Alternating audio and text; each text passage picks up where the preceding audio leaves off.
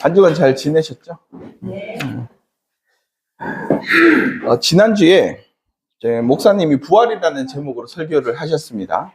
그 중에 제가 일부를 이제 기록을 해 놓은 게 있어서 이 부분을 잠깐 보자면, 그리스도의 신비를 우리 일반적으로 두려움으로 사람들에게 주입시켰을 때 이것은 결국 힘의 논리로 변질된다. 그럼에도 불구하고 이 신비는 매우 중요하다.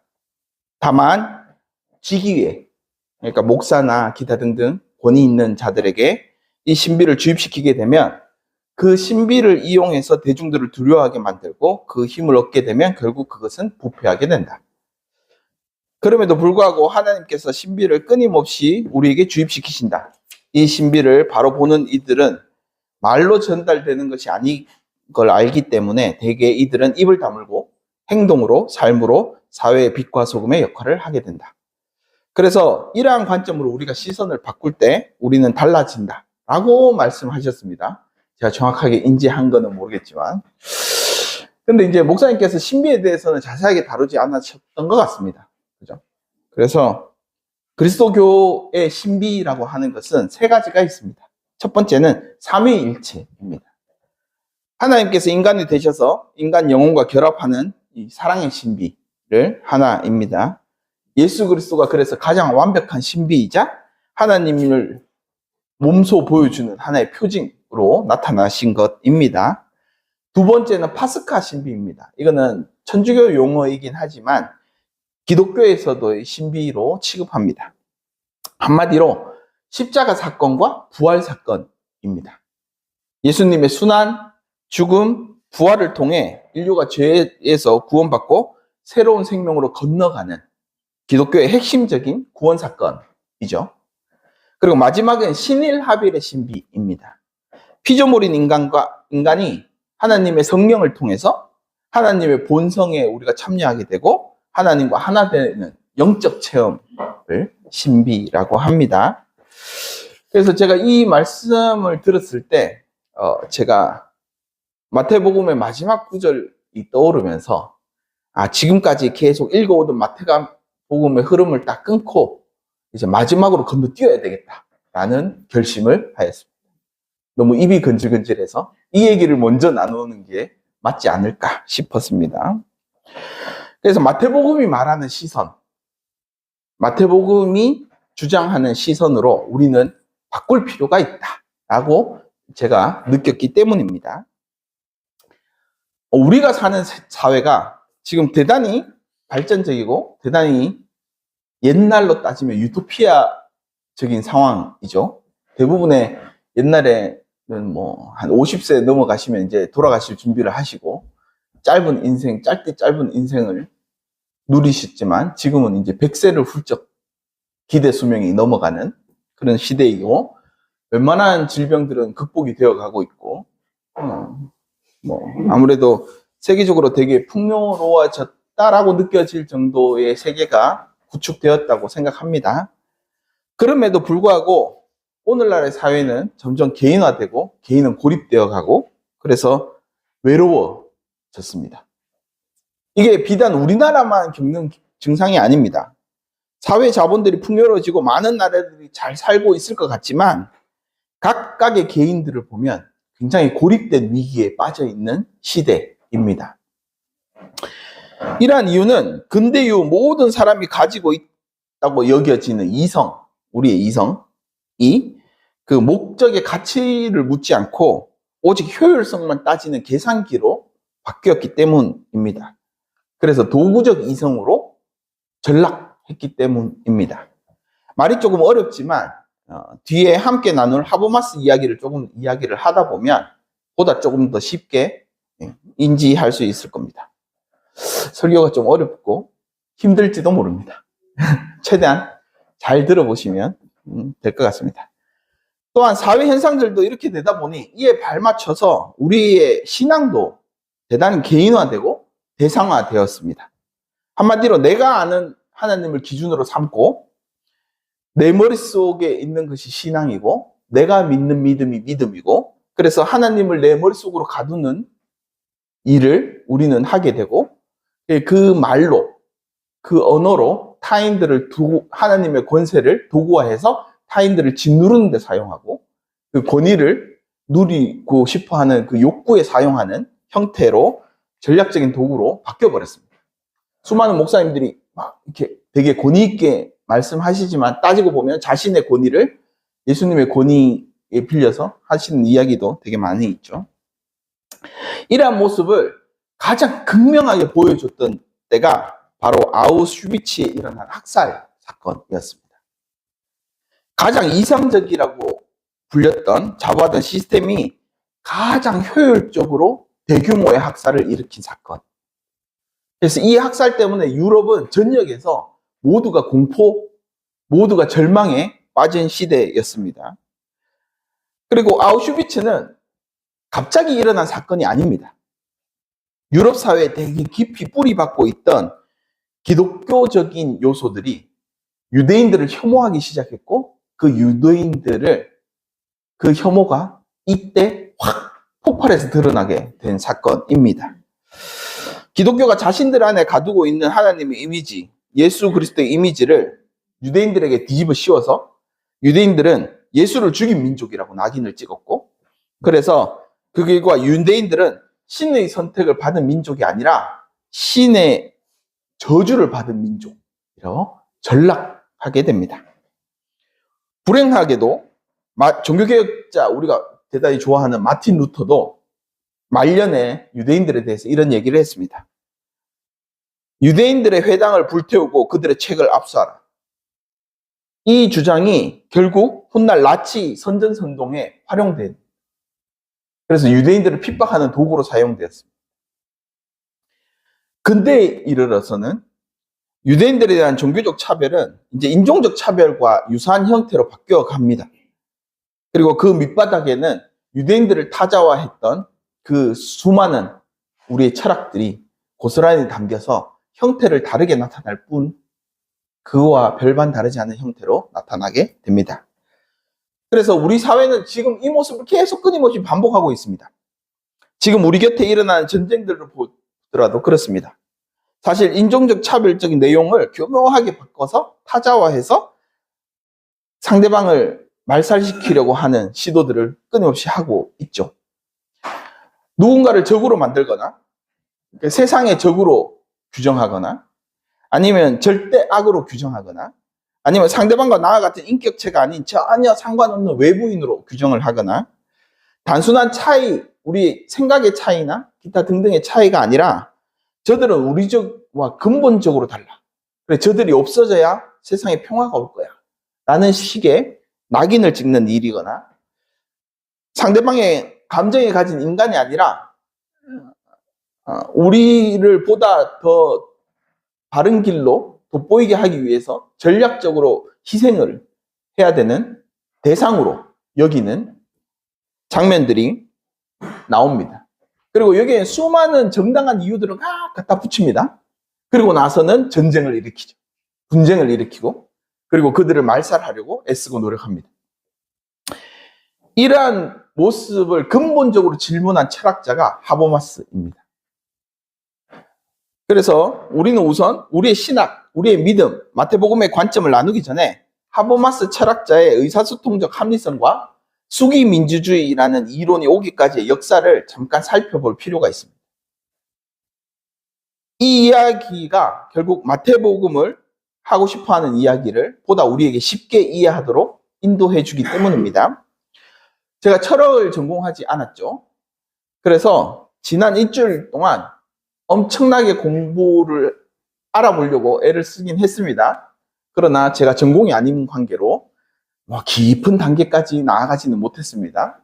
그래서 우리 철학에도 깊은 조예가 있고 조직신학에도 깊은 조예가 있는 우리 담임 목사님께 궁금한 점은 질문을 그쪽으로 쏟아내시면 우리 교회 챗GPT니까 언제든 대답을 해주실 수 있을 거라 생각합니다.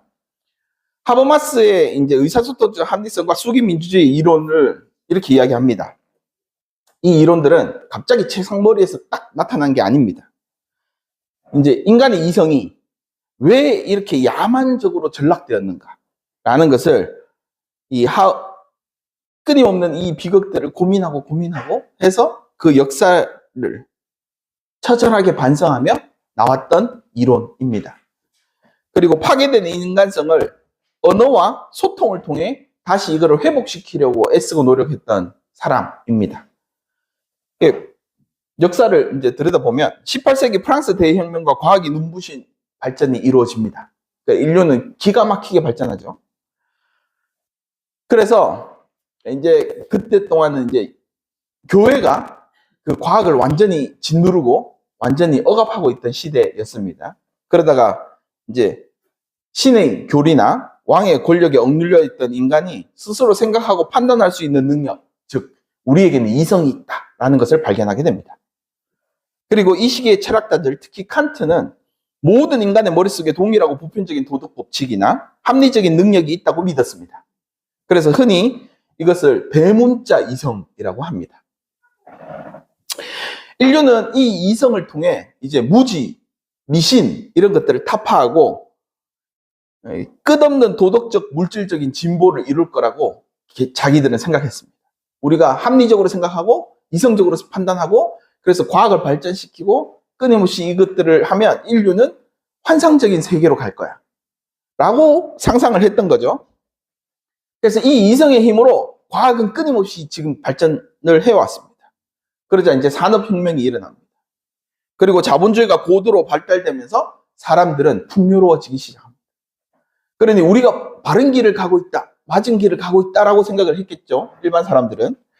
그래서 보편적인 진리나 도덕의 공공선을 우리는 잘 따르고 있는가 봐 라고 생각하며 이제 이성을 극대화시키기 시작했습니다.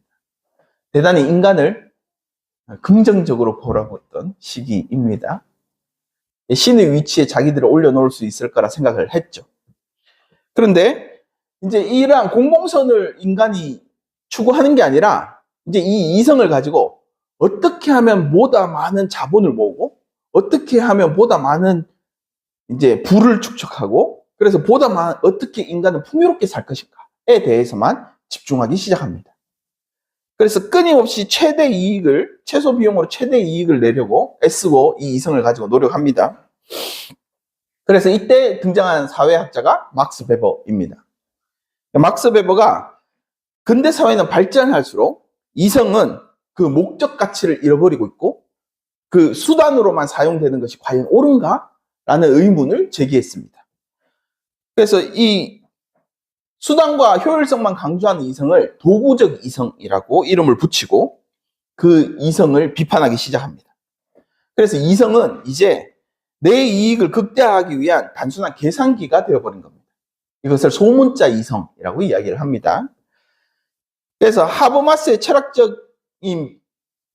등장하게 된 가장 큰 역사적 배경이 바로 독일의 파시즘과 홀로코스트, 유대인 학살입니다.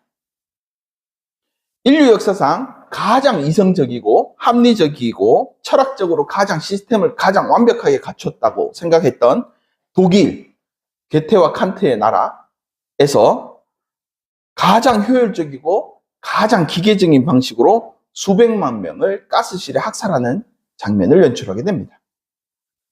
하버마스 일대 이제 스승인들은 일대 프랑크푸르트 학파, 다 독일인이죠. 아도르노, 호르크, 하이, 이런 분들은 제가 잘 모릅니다. 하여튼 이런 분들이 일대인데, 이들은 이 끔찍한 현실 앞에서 절망합니다. 이 이성이 진리를 도달하게 해줄 거라고 철저히 믿었기 때문에, 이러한 학살을 보며 이들은 깊은 절망에 빠지게 됩니다. 왜 인류는 진정한 인간적인 상태로 나아가는 대신에 새로운 종류의 야만에 빠지게 되었을까?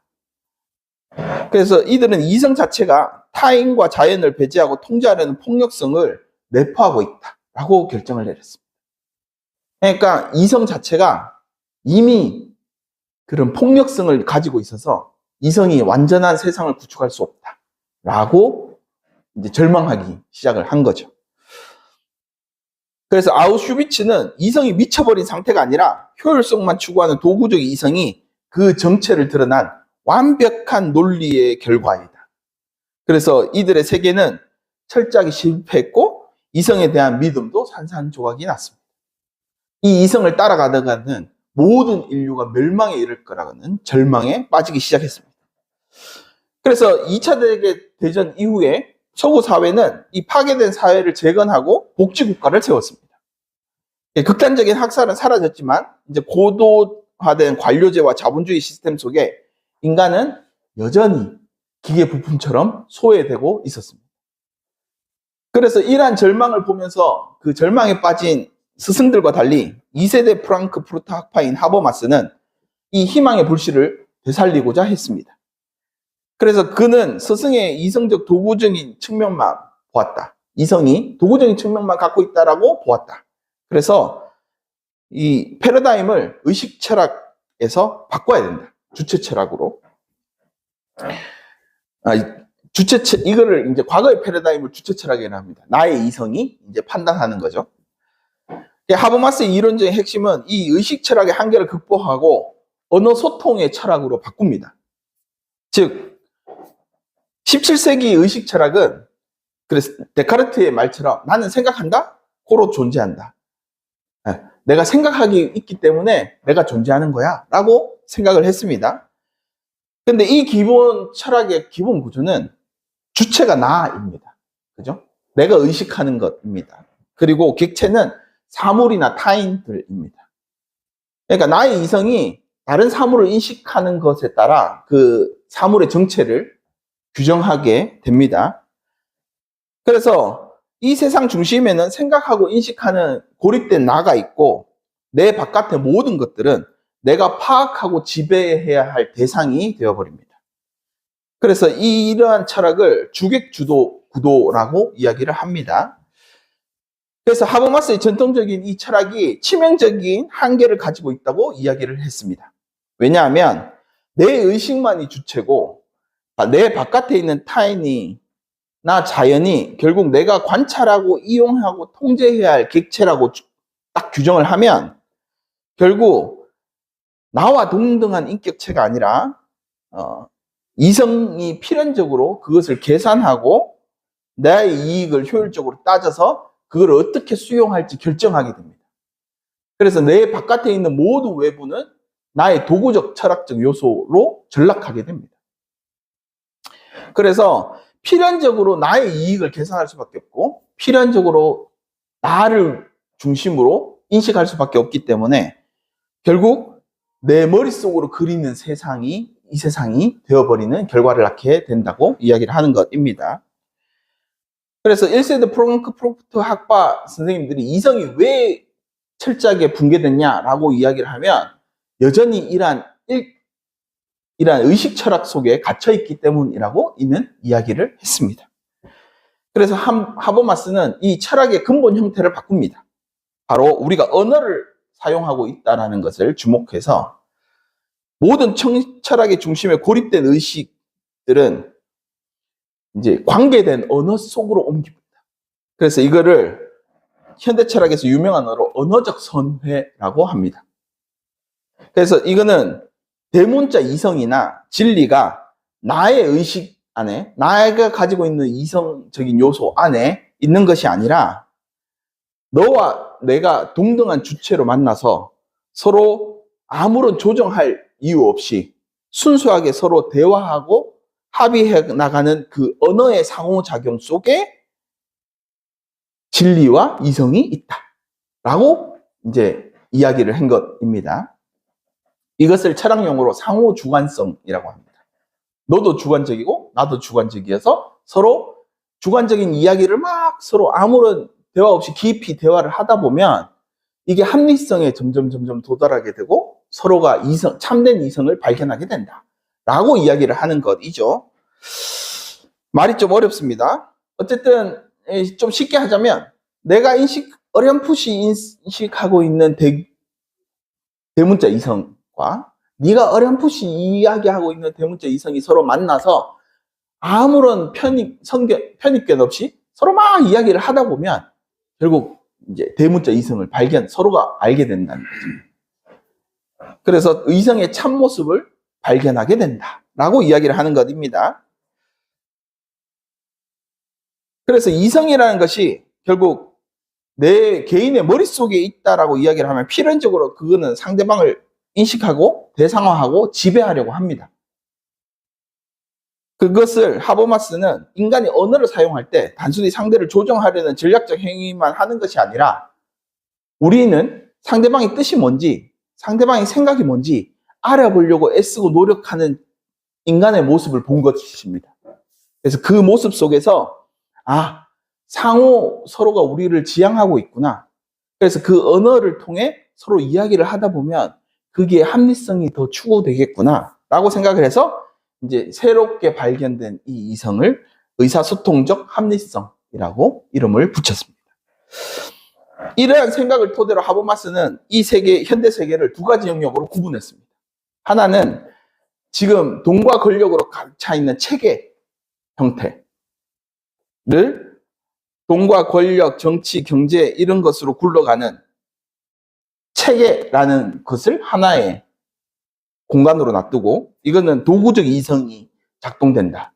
철저하게 효율적이고 철저하게 이기적이고 철저하게 계산적이다. 그리고 두 번째는 생활세계. 우리 라이프 세계에서는 가족, 친구, 시민사회가 언어를 소통하고 서로를 언어를 매개를 해서 서로의 가치를 어떻게 다루고 있는 영역. 이 영역을 의사소통의 합리성이 띈다라고 이야기를 했습니다. 그렇게 규정을 해놓고 이 세계가 비극인 이유는 여전히 그 체계가 이 생활 세계를 식민화하고 있다라고 생각을 했습니다. 돈과 권력의 논리가 우리의 일상의 대화, 교육, 가족, 시민사회까지 모든 것을 파고들어서 쉽게 바꿀 수 있는 돈으로 환산하고 그 효율성을 따지고 그 권력으로 억누르고 있다라고 이야기를 했습니다. 그래서 사회 구성원들 간의 이 식민화를 끝내기 위해서는 바로 공론장의 회복, 서로가 깊이 공론을 펼칠 수 있는 장이 있어야 되고 그리고 수기, 토론, 깊은 토론이 있어야 가능하다라고 이야기를 했던 것입니다. 그래서 돈과 권력이 아니라 강제 없는 자유로운 대화 속에서 가장 좋은 논리, 가장 좋은 합리성을 극대화해야 한다고. 그래야 이 사회가 보다 더 나은 방향으로 갈 것이라고 이야기를 합니다. 그래서 서로 끝없는 수기와 토론이 이루어지면 결국 개인의 이기심과 권력이 강제되는 것이 깨지고 조금씩 관계 속에서 참된 합의점을 찾아간다라고 이야기를 한 것입니다. 그래서 그는 머릿속에 있는 이성은 필연적으로 폭력으로 끝난다는 이 아픈 역사적 교훈을 바탕으로 이성은 우리 내부, 주체 내부에 있는 것이 아니라 우리가 서로 소통하는 언어, 로고스 속에 있다라고 이야기를 했습니다. 그럴듯하죠? 그죠? 재미있게도 이 철학이 발견한 사이의 공간이 바로 로고스라는 사실은 성서가 쭉 이야기했다는 그리스도의 임재 장소입니다. 우리 성서는 옛부터 이성의 정점을 로고스로 보았습니다. 하나님께서 말씀으로 세상을 창조하셨죠. 그리고 요한복음 1서는 태초에 말씀이 계셨고 그 말씀이 육신이 되어 그리스도가 되셨다라고 이야기를 합니다. 오늘의 본문 마지막도 마찬가지입니다. 내가 세상 끝날까지 너희와 항상 함께 있으리라. 여기서 너와 함께가 아닙니다. 너희와 함께입니다. 그러니까 너와 나 그 사이에 그리스도께서 임재하시고 계시다라고 이야기를 하고 있는 대목입니다. 그래서 요한복음에서 로고스는 인간과 인간이 부대끼며 살아가는 관계의 틈바구니 속에 말씀으로 육신이 되셔서 오신 그리스도를 이야기하는 복음서입니다. 하버마스는 사람과 사람 사이에 로고스가 있다. 참된 이성이 그 로고스 안에 담겨져 있다라는 철학적 사유와 우리 로고스는 그리스도시며 사람과 사람 사이에 그리스도께서 현존하신다라는 신학적인 이야기는 결코 다른 말이 아닙니다. 오히려 하버마스의 철학이 그리스도교의 로고스를 보다 세속적인 철학적인 언어로 깊이 묵상해서 나온 언어가 아닐까라는 생각이 들 정도입니다. 그래서 그것을 철학적으로 굉장히 깊이 사유해서 나온 이론이 아닐까라는 생각이 듭니다. 그래서 하버마스의 철학이 그리스도교의 로고스를 가장 설명하기 좋은 도구라고 생각을 했기 때문에 제가 함께 나누고 싶었던 것입니다. 우리가 흔히 예수를 믿는다라고 하면 내가 내 안에 있는 믿음이 존재하고 그 믿음을 굳건하게 하는 것이 매우 중요하다라고 일반적으로 생각할 수 있습니다. 그러나 하버마스의 이성을 지적한 것처럼 내 안에 이성이 있어서 그것을 토대로 세상을 인식하고 대상화하고 모든 객체를 수용한다고 정의를 하면 그 모든 객체들은 조작 가능한 대상이 됩니다. 그런 것처럼 우리의 믿음도 우리 안에 갇혀 있는 것이라면 결국 그 믿음을 토대로 그리스도의 세계를 보게 되고 그리스도의 세계를 내 마음대로 조작할 수 있게 되고 그것들을 권력으로 삼아서 다른 이들에게 이제 핍박할 수 있는 도구로 전락하게 되죠. 내가 믿는 예수, 내가 아는 예수가 기준이 되면 결국 나의 신앙심은 내가 인식하고 있는 그리스도에 한정적이어져 버립니다. 제가 신대원 다녔을 때 가장 어이없었다고 생각하는 것이 하나 있습니다. 신학 공부를 한다고 모인 사람들입니다. 그죠? 그래서 수많은 학문을 논하고 서로 토론을 하고 서로 논쟁을 하는 가운데 있었습니다. 그때 한 나이 좀 드신 한 분이 이랬습니다. 교수님은 하나님을 안 믿는 것 같아요. 제가 아는 하나님은 그런 분이 아닙니다. 평생을 그리스도교 신학에 자기의 인생을 바쳐서 공부를 했고 자기의 인생을 모두 걸어서 지금까지 그 여정을 걸어온 교수님에게 당신은 하나님을 안 믿는 것 같다라는 이야기를 했습니다. 제가 그걸 보고 되게 어처구니 없다라는 생각을 했습니다. 저 사람은 자기가 아는 세계에 빠져서 사는 사람이구나. 자기의 신앙이 전 세계의 모든 것을 다 알고 있는 것처럼 되게 자신을 위대하게 생각하는구나. 라고 되게 편협한 사람이네? 라고 생각을 했습니다. 그런데 가만히 그 말을 묵상해 보니 우리는 언제나 이런 오류에 빠질 수 있고 우리는 언제나 이렇게 생각할 수 있는 존재라는 것을 깨닫게 되었습니다. 그래서 하나님께서는 로고스만으로 존재할 수 없었던 것입니다. 성서의 역사를 바라보면 하나님께서 로고스로 오셨습니다. 세상을 창조하셨죠. 그런데 로고스만으로 존재를 할 때는 마태복음 시대에는 말씀을 많이 아는 자, 말씀을 많이 공부한 자들에 의해서 로고스는 도구가 되었습니다. 그리고 사람들에게 왜곡되게 전해지고 자신의 권력을 쟁취하는 것으로 사용되고 그렇게 그것을 권력으로 사용하는 사두개인들과 바리새인들과 율법학자들이 성서 곳곳에 등장합니다. 이게 신약의 역사만 있는 게 아니라 구약의 역사도 있습니다. 우리 인류 역사상 가장 지혜로웠다는 솔로몬이 성전을 짓습니다. 그러니까 하늘에 머리를 두고 땅에 발을 두고 있는 하나님께서 이 성전에 거해달라고 이야기를 합니다. 그것은 하나님을 이 성전 안에 가두어서 하나님을 자신의 권력으로 삼고 이스라엘이 하나님의 권력을 삼아 이 땅의 세상의 중심이 되고자 하는 권력욕으로 하나님을 그 성전 안에 가두는 일을 하게 됩니다. 마치 자신들이 가장 하나님을 잘 믿는 민족이고 하나님을 가장 잘 아는 민족이어서 세상의 중심은 우리야 라고 이야기를 하는 것이 결국 외부들의 힘에 의해서 산산이 부서지는 그리고 이스라엘은 남북으로 갈라지고 결국 멸망하는 그런 역사를 보게 됩니다. 이처럼 성서의 역사는 결국 하나님의 로고스를 자신의 지식, 자신의 이성 안에 가둬놓고 그것을 도구로 사용하는 인간의 모습을 끊임없이 보여줍니다.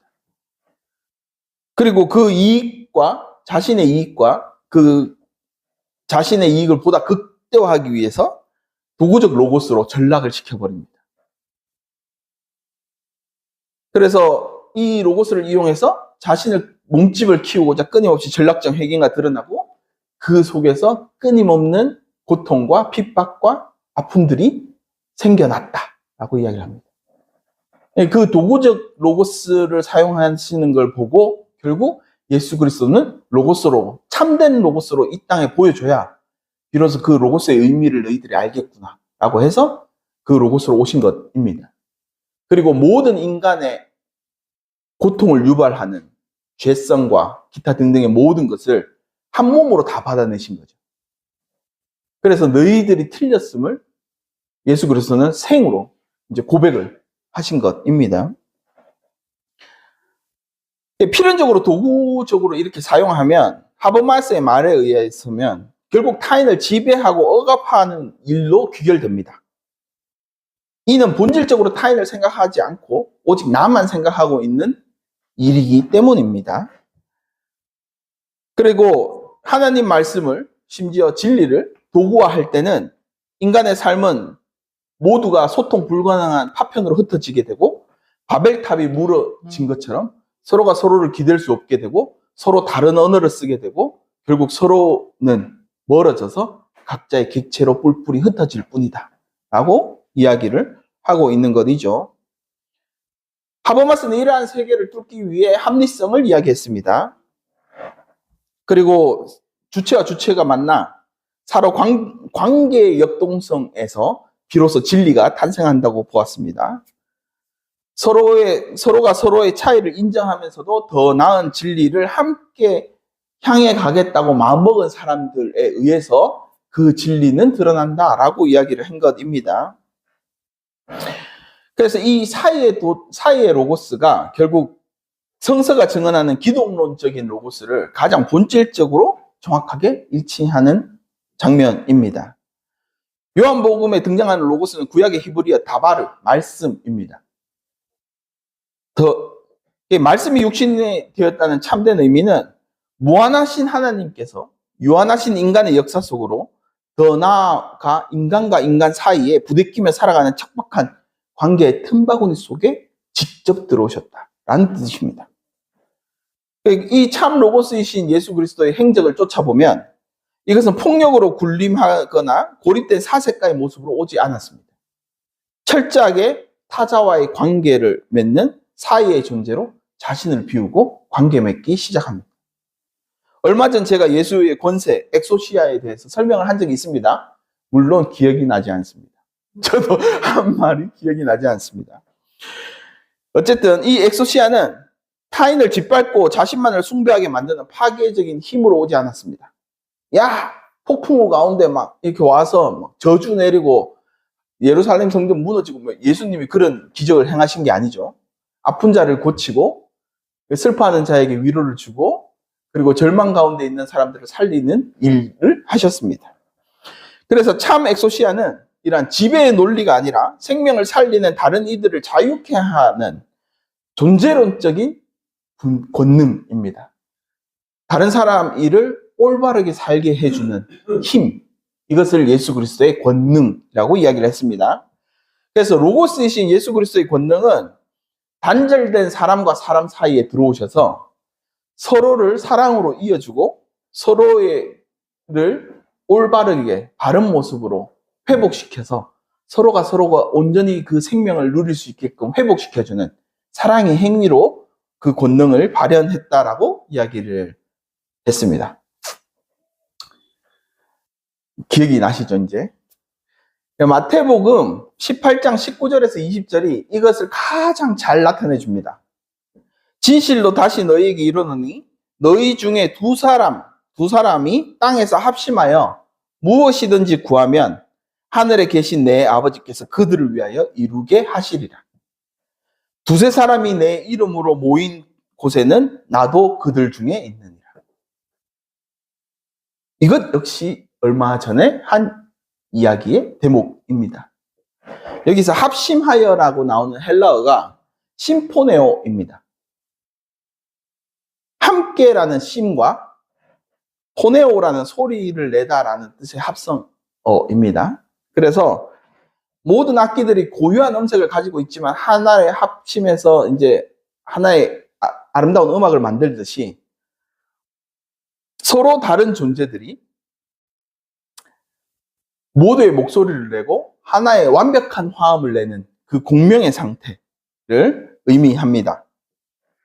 그리고 그 노래는 우리 사이에 있는 그리스도에게로 향하게 됩니다. 그리고 그 우리의 합심은 우리와 우리 사이에 있는 참된 로고스, 진리로 우리를 향하게 합니다. 그래서 우리에게 우리 안에 자신을 완전히 드러내신 그리스도를 우리가 합심하여 그리스도의 이름으로 일하다 보면 그 안에서 그리스도가 온전하게 드러나기 시작한다는 것입니다. 하버마스가 타인을 지배하려는 전략적 언어를 내려놓고 서로 다름 속에서 진리의 선을 향하여 서로 소통할 때 사람들 사이에 이성이라는 아름다운 화음이 울린다고 이야기를 했었죠. 우리의 성서는 예수 그리스도께서 그거를 몸소 보이셨고 그 모습을 본 그리스도인들이 각자의 자아를 내려놓고 서로 함께 그리스도를 바라보고 이야기하고 서로 행동하고 그 마음을 나누고 서로 배우고 서로 소중히 여길 때 너와 내 그 텅 빈 공간 사이에 로고스이신 하나님께서 나도 그들 중에 있느니라 라고 성서가 이야기를 한 것입니다. 그 약속으로 그 모든 공간을 메우신 것입니다. 참된 소통과 공명 속에서 로고스이신 그리스도를 친히 임재하신다는 것은 실은 상징이나 뜬구름 잡는 이야기가 아닙니다. 실제로 영적 체험이 이곳에서 일어납니다. 지난주에 잠깐 보았던 도스토옙스키나 까미에 대한 문학 철학 거장들이 이성이 사랑과 관계성을 상실할 때 인간이 얼마나 깊은 허무와 심연으로 추락하는지 이야기를 했었습니다. 연대와 책임을 망각한 채 홀로 남겨진 이성은 필연적으로 만민을 위한 만민의 투쟁으로 발전하게 됩니다. 소통이 끊어진 세계는 그 자체로 지옥이고 서로가 서로 위에 서려고 하는 오로지 그 힘만이 남아서 서로를 짓밟고 올라서고 짓밟고 올라서게 됩니다. 이 파괴된 세상을 수선하기 위해서 그리스도께서 사랑으로 오신 것입니다. 타인을 위해 자신을 낮추고 타인을 자신과 같은 존재로 받아들이는 그리스도 행위로부터 이 일이 시작됩니다. 전도서의 히브리어 이름이 코알렛입니다. 이것은 사람들을 불러 모으는 회중의 인도자라는 뜻입니다.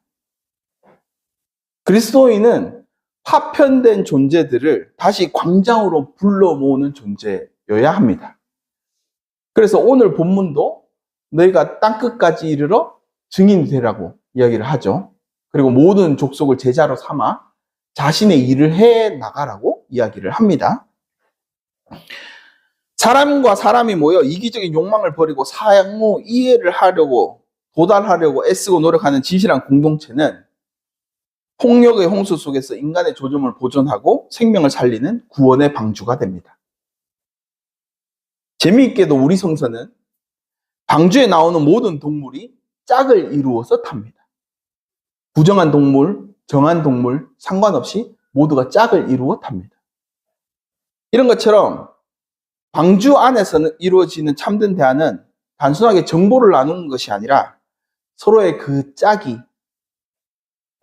온전한 생명을 누릴 수 있도록 안전하게 성장해 나갈 수 있도록 안전하게 세상에 뿌리 내릴 수 있도록 도와주는 공간이 됩니다. 그래서 이 방주 안에 이루어지는 모든 참된 대화는 단순하게 정보를 나누는 교환이 되면 안 됩니다. 타자의 고통에 귀를 기울이고 공명해야 합니다. 이것이 신성한 예전입니다. 하버마스가 꿈꾼 이상적인 공론장이 철학적 의미에서 방주라면 이 두세 사람이 모여 합심하여 이루는 공동체는 신학적인 방주입니다. 그리고 그것을 마태복음은 교회, 에클레시아라고 일컬었습니다. 그 중심에는 사이신 로고스가 존재하고 계신 것입니다. 그리고 이러한 로고스의 현존은 결국 궁극적으로 인간에게 구원과 영생을 선물해 줍니다. 기독교가 말하는 구원과 영생은 단순히 생물학적으로 시간이 무한히 연장되는 그런 세상이 아닙니다. 제가 이야기를 했었죠. 영생에 대해서. 요한복음 17장 3절의 영생은 곧 유일하신 하나님, 참 하나님과 그가 보내신 자 예수 그리스도를 아는 것이라고 선언합니다. 요한복음은 영생을 그렇게 이야기하죠. 여기서 안다라고 하는 것은 단순하게 우리가 머릿속으로 정보를 익혀서 아는 것이 아닙니다. 몸소 체험하고 인격적이고 더 깊은 관계까지 이 사귐을 나타냅니다. 이거는 히브리 철학이기도 하지만 남녀가 서로를 안다, 부부가 되었다라고 하는 것은 서로가 육체적인 관계를 포함해서 모든 정신적인 관계까지 서로에 대해서 모든 깊은 내면까지 통찰해서 서로를 깊이 경험하고 서로를 아는 것을 안다라고 이야기를 합니다. 그런 것처럼 그리스도를 안다는 것은 그리스도를 깊이 체험하고 몸소 그것을 우리에게 영적인 경험이 되어서 그리스도를 비로소 눈으로 볼 때 우리는 안다라고 이야기를 할 수 있는 것입니다. 그래서 삼위일체 하나님은 서로 상호 내주한다고 서로가 서로를 안다라고 이야기를 하는 것은 서로가 서로를 체험하고 있는 것입니다. 그리스도의 마음, 그리스도의 생각이 하나님의 생각과 마음이고 그리고 성령의 하나님의 생각과 마음, 철저하게 관계하는 실제적인 관계를 나타냅니다. 그래서 로고스이신 그리스도께서 사람과 사람 사이에 관계를 하신다라고 하는 것은 그리스도께서 사람과 사람을 정말 진실되게 사랑하고 그들을 체험하고 그들의 마음속 깊은 곳까지 통찰해서 알게 되어서 서로가 서로가 더 이상 밀어내지 않도록 이어주기 위해 오셨다라고 이야기를 하고 있는 대목입니다. 그래서 이 일에 직접 우리가 참여하게 되면 비로소 그리스도라는 것을 보게 됩니다. 귀로만 듣는 것이 아니라 눈으로 보게 된다는 것입니다. 오늘 주보에 세 분의 명언을 적어 놓았습니다. 하나는 디트리트 보네퍼의 이야기입니다. 그리스도는 한 개인의 경건 속에 계신 것이 아니라 타자를 위해 존재하는 인간들 사이의 관계 속에 계신다. 타자를 향한 책임이 곧 그리스도에 대한 신앙이다. 시몬 베유, 타인의 존재에 온전히 주의를 기울이는 것은 기도와 같다. 당신은 무엇을 겪고 있습니까? 라고 묻는 그 짧은 순간에 그리스도께서 우리 사이를 지나가신다. 박노의 시인, 사랑은 나를 비워 너를 채우는 것이 아니라 너와 나 사이에 빈들에 함께 거니는 것이다.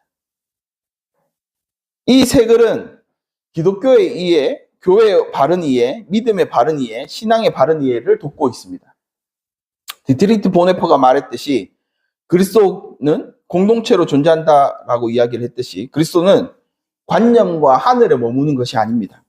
너와 나 사이에 윤리적인 실정과 사랑의 연대 속에 살아 숨쉬는 분입니다. 이기적인 욕망을 비우고 타자를 존중하고 진리를 향한 대화를 이어갈 때 인간은 그 속에서 영원한 생명을 발견하게 됩니다. 시몬 베유는 우리의 신앙 형태를 명확하게 이야기합니다. 박노의 시인은 그리스도의 참모습, 우리 안에 갇힌 그리스도가 아니라 우리 사이에 함께 하시는 그리스도의 참모습을 그리고 있습니다.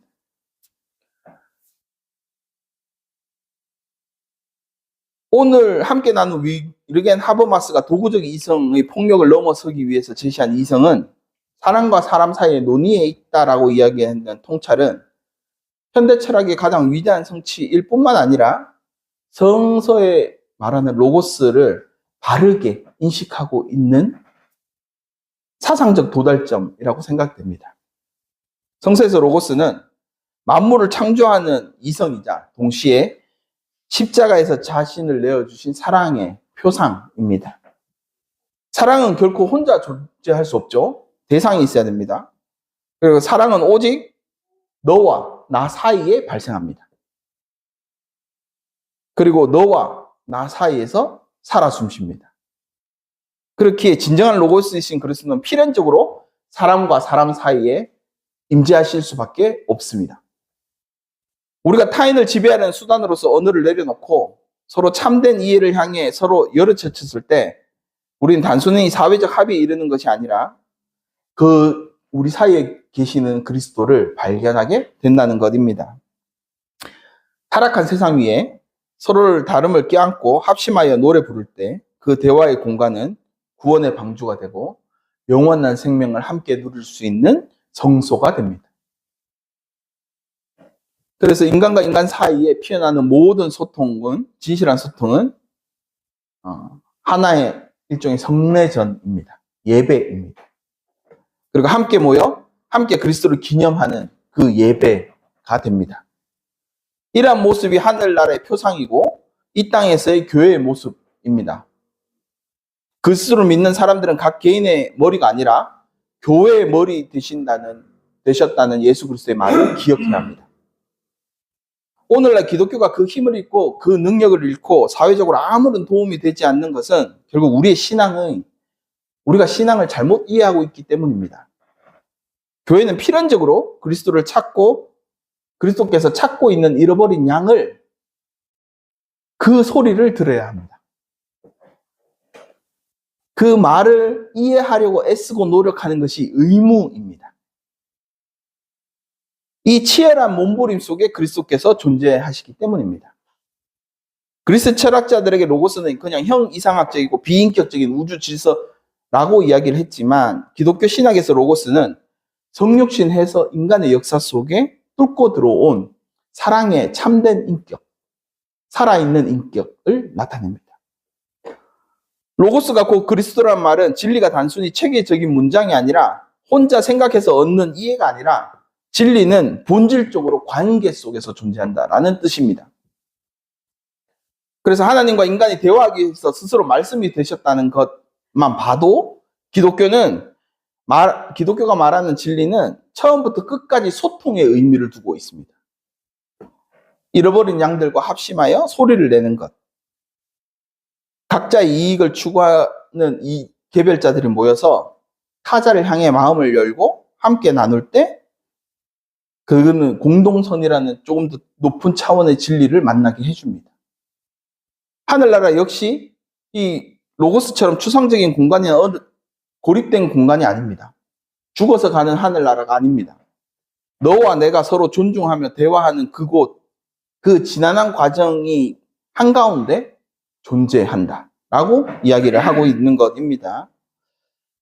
사실 이러한 공간을 만드는 데 있어서 가장 핵심적인 도덕적인 규범은 내 입장을 관철시키려는 권력욕을 내려놓고 내가 너와 그리스도 안에 한 형제이자 자매라고 인정하는 것으로부터 시작됩니다. 제가 이제 이 이야기를 하기 위해서 사실은 마태복음에 이제 예수 그리스도께서 죽음으로 이르는 과정에 수많은 논쟁거리들이 있죠. 그 이야기를 해야 되는데 목사님께서 이제 제 마음에 불을 지피셔서 결론을 먼저 이야기를 하게 되었습니다. 그래서 이러한 태도는 신학적으로 이야기를 하면 그리스도의 자기 비움과 직결됩니다. 인간은 본질상 타인을 밟고 올려서고 자신을 이렇게 드러내는 걸 좋아합니다. 힘의 욕구에 의해서 항상 남 위에 서려고 하는 우리의 욕구가 있습니다. 그래서 대화, 기타 이성 이런 모든 것들이 딱 그렇게 발달하게 되어 있습니다. 그래서 참된 의사소통의 합리성에 도달하기 위해서는 필연적으로 자신의 특권과 편견을 비우는 십자가의 윤리를 요구합니다. 우리 대화 속에 타인의 목소리에 귀 기울이는 것은 나의 한계를 인정하고 더 나은 진리를 향해 자발적으로 항복할 때 이 의사소통이 가능하게 됩니다. 그래서 이것은 사실은 예수 그리스도가 사탄의 시험에 나오죠. 세상 위에 꼭대기 위에 서려는 욕망을 내리고 하나님 말씀을 그대로 받아 자기를 비워 종의 형태를 가지시고 이 땅에 오신 그 장면에서 우리의 육체의 모든 욕망을 내려놓고 타인의 말에 조금 더 귀 기울이려고 애쓰고 노력하는 그 공간, 그 마음이 결국 이것에 반드시 먼저 수반되어야 되는 윤리적이고 도덕적인 철학이기도 합니다. 기독교의 철학이기도 합니다. 그래서 이러한 모습을 우리의 지향점으로 삼고 우리 교회의 지향점으로 삼고 편견 없이 내 자신을 열어제치고 겸손과 개방성으로 타인을 수용하려고 애쓰고 노력하는 때 비로소 평화가 우리에게 찾아옵니다. 거기에는 분쟁도 없고 사자굴에 독사굴에 손을 넣고 장난쳐도 서로가 서로의 존재를 인정하기 때문에 서로가 서로를 평화롭게 지낼 수 있게 해주죠.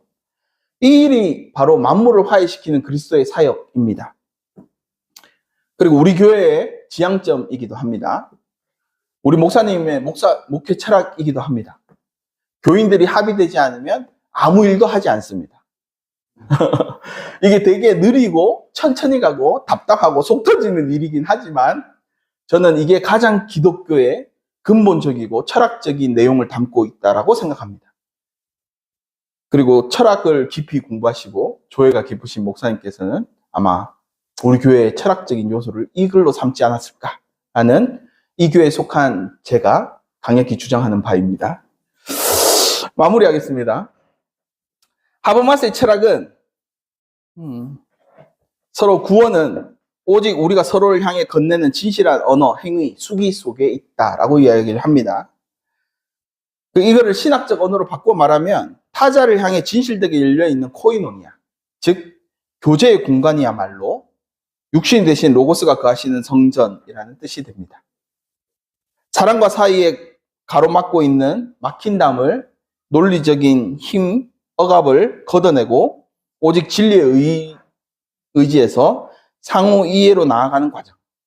이것이 굉장히 힘들고 투쟁적이고 힘든 아름다운 대화를 하기 위해 대단히 지지부진한 이런 일이긴 하지만 어쨌든 그 아름다운 대화 속에 예수 그리스도께서 계십니다.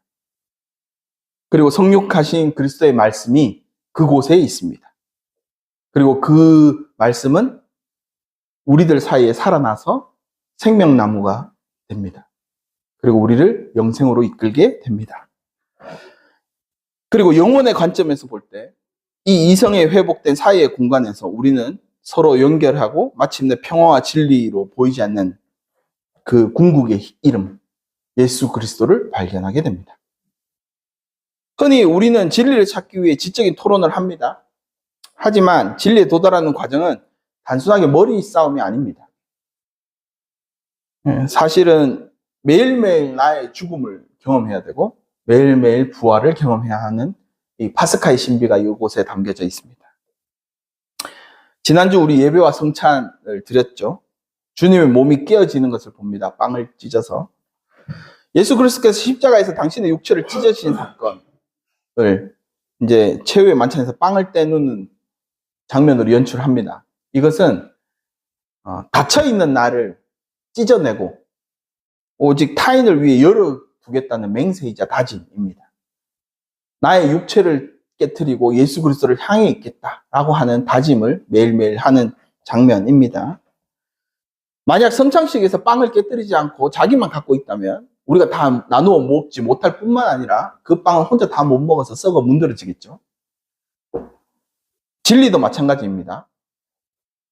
참된 소통이 일어나려면 그리스도께서 자식의 몸을 쪼개주듯이 우리가 가지고 있는 견고한 자아, 즉 내가 진리를 소유하고 있다라고 여기는 오만한 확신을 산산조각 깨트려야 합니다. 주님의 십자가가 돌아가실 때 성전 휘장이 위에서부터 아래로 쫙 찢어졌다는 사건은 우리 사이에 맡고 있는 편견과 우월감과 적대감의 무거운 장벽을 찢어내셨다라는 뜻입니다. 성소의 가장 깊은 곳, 가장 내면에 있는 그 휘장이 찢어졌다는 것은 우리 내면에 있는 가장 우리가 갖고 있는 아집, 고집을 다 찢어 놓으셨다라는 뜻이 됩니다. 이러한 뼈아픈 고통 없이는 결코 너와 내가 진리가 흘러나가는 틈이 발생하지 않습니다. 이러한 육체적 확신이 깨지고 나면 부활이 오기 전 반드시 거쳐야 되는 시간이 있습니다. 바로 무덤의 시간입니다. 우리는 나와 철저하게 다른 타인의 목소리를 들을 때 기존의 내 세계관이 무너져 내리는 경험을 합니다. 그리고 내가 틀렸을지도 모른다는 취약성을 우리는 받아들여야 합니다. 그러면 일시적인 우리에게는 혼란과 아픔과 슬픔과 깊은 절망을 경험하게 됩니다. 깊이 땅속까지 내려가는 경험을 하게 되죠. 타인의 말을 인정하기 위해서는 그렇습니다. 엘리야는 결국 동굴 속에 들어가서 세미한 음성을 듣는 데까지 시간이 조금 걸렸습니다만은 어쨌든 세미한 음성을 듣습니다. 자기를 철저하게 찢어놓고 그 속에 하나님의 말씀을 찾았던 것입니다. 하버마스가 말한 상호 이해 역시 나를 비우는 이러한 침묵의 시간이 필요하게 됩니다. 그리고 내 몸을 텅 비워 놓는 시간이 필요합니다. 그리고 그 텅 빈 공간은 새로운 생명이 잉태됩니다. 무덤을 뚫고 나오는 부활은 결국 낡은 나의 모습을 버리고 새로운 사람을 받아들인 나의 조금 더 커진 내 몸과 함께 부활하게 됩니다. 깨어진 나와 깨어진 너 사이에 진리가 들어오셔서 우리를 조금 더 아름다운 모습으로 부활시키게 되는 것이죠. 그래서 혼자 상상했던 그 새로운 진리가 깨어지고 서로 함께 꿈꿀 수 있는 더 큰 진리가 우리를 향해 다가옵니다. 그리고 그 더 큰 진리는 조금씩 우리를 하늘나라로 인도하게 됩니다. 부활하신 그리스도를 보면 압니다. 예수 그리스도께서 부활하시죠. 그래서 그분은 혼자 개인에 머물지 않고 언제나 부활하신 예수 그리스도조차 모여있는 제자들 사이에 들어오십니다. 그죠?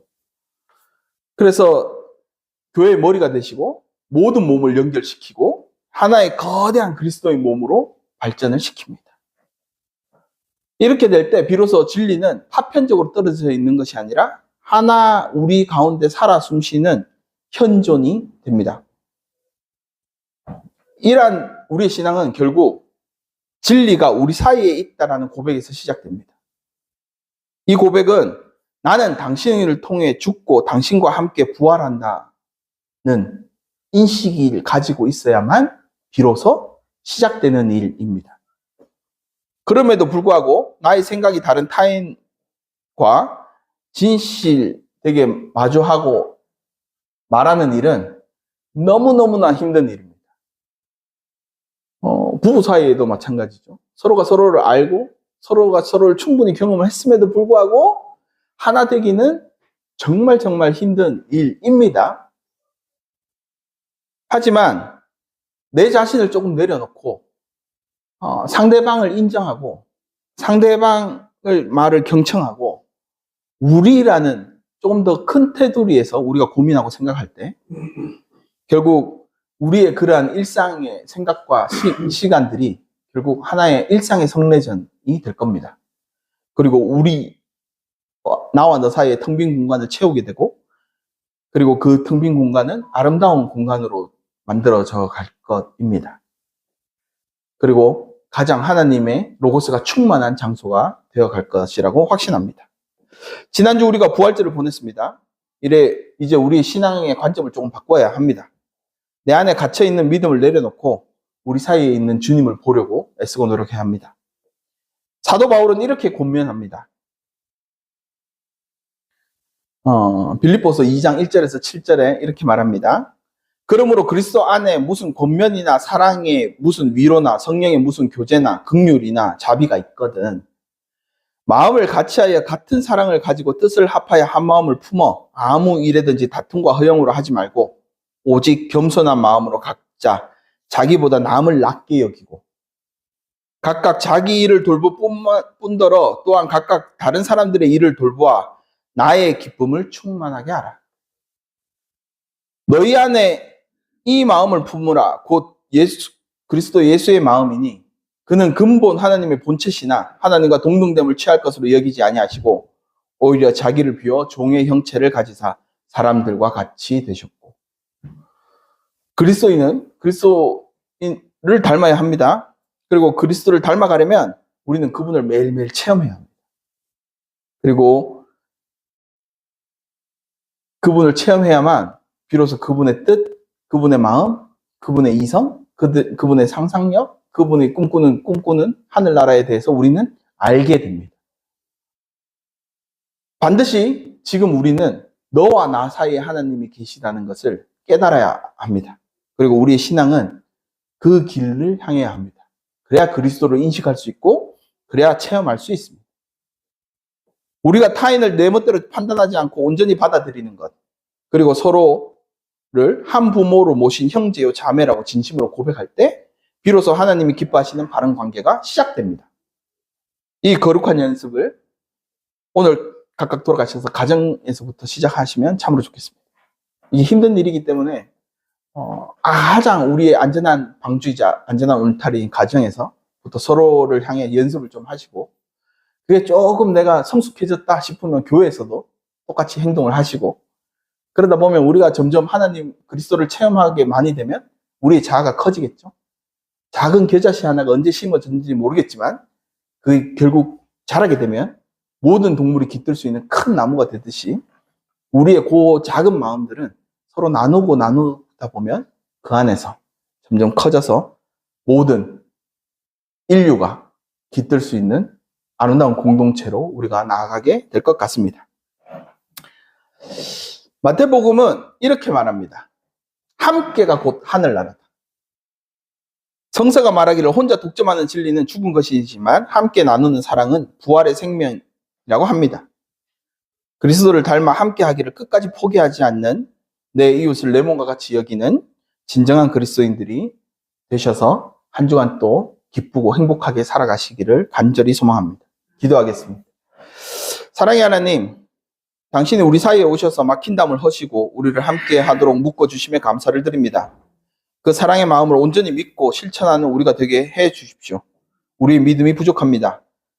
오늘 이 힘들고 좁은 길을 선택하고 걸어가는 우리의 발걸음도 축복하시고 누구보다 먼저 하늘나라를 경험하는 행복을 누릴 수 있게 해 주십시오. 이 세상에 어떤 것보다 좋고 아름답다고 느껴질 때 우리는 지금보다 더 자발적으로 적극적으로 이 길에 동참할 수 있기 때문입니다. 여전히 부족합니다. 그럼에도 불구하고 우리를 죽기까지 사랑하셔서 오늘도 우리 사이에 오셔서 노심초사하시는 우리 주 예수 그리스도 이름으로 간절히 기도드립니다.